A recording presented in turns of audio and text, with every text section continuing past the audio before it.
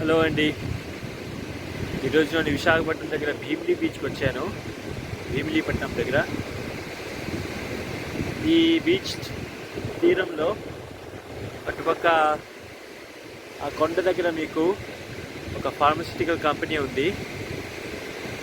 దాంట్లో ఉన్న మురికంత సముద్రంలో పెద్దగా ట్రీట్మెంట్ ఏం లేకుండా వదిలేస్తుంటారు. దానివల్ల అనేక సముద్ర జీవులు ఆ విష నీటికి చనిపోతూ ఉంటాయి.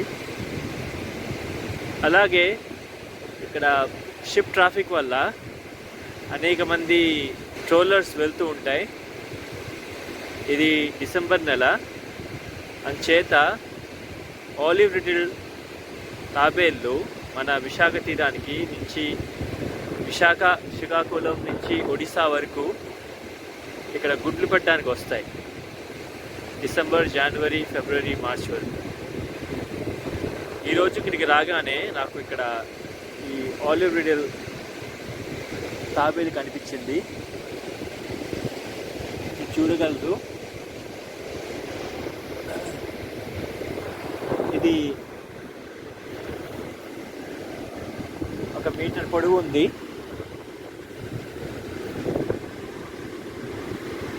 స్పష్టంగా మీరు చూడగలరు. ఇక్కడ దీని ముఖం మీద దెబ్బ తగిలింది.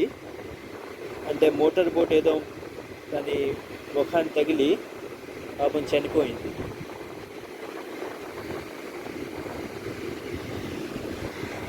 ఇలాంటి సంఘటనలు ప్రతిరోజు జరుగుతూ ఉంటాయండి. మీరు విశాఖపట్నం ఈ 30-40 కిలోమీటర్ తీరంలో భీమిలీపట్నం నుంచి మీకు యారాడ వెళ్తే అనేక చోట్ల మీకు డాల్ఫిన్ యొక్క అవశేషాలు, షార్క్ యొక్క అవశేషాలు, ఇక్కడ మీరు చూస్తున్నట్టు తాబేళ్ళు, అనేక రకమైన సముద్ర జీవుల యొక్క అవశేషాలు దొరుకుతూ ఉంటాయి. ఇది చాలా దిగ్భ్రాంతి కలిగించిన విషయం. మనం మన పట్టణాల్లో, మన ఊర్లో, మన జీవితంలో ఎప్పుడు వ్యస్తంగా ఉంటాం. ఇలాంటి విషయాల గురించి పట్టించుకోము. మనం పట్టించుకోవడం నేర్చుకోవాలి. ఈ అవగాహన తీసుకొస్తేనే మనం మన చుట్టుపక్కల వాతావరణాన్ని, పరిసరాల్ని, మన వనరులను ఏం చేస్తున్నామో మనకు అర్థమవుతుంది.